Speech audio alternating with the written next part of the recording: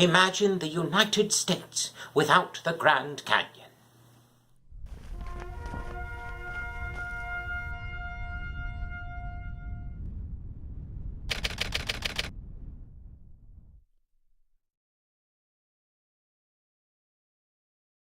Fortunately, such a scenario is only available in the imagination, because on the 8th day of June, 1906, it was my great pleasure, dare I say, an elation, to sign into law an act for preserving America's antiquities.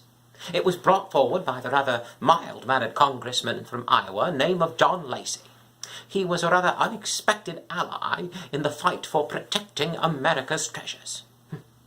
He was peculiarly interested in protecting the wonders of El Morro, the Choco Canyon, and the Petrified Forest.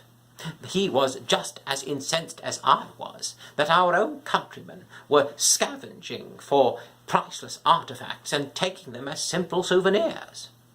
Our nation was in a much better state when it came to looking with horror at the destruction of artwork or cathedrals.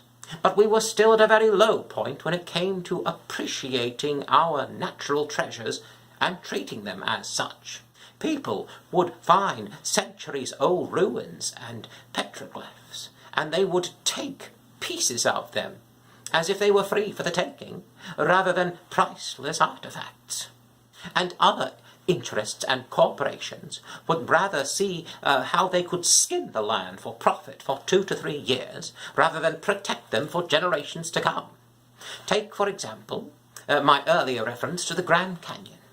Its natural majesty and historic value were incomparable.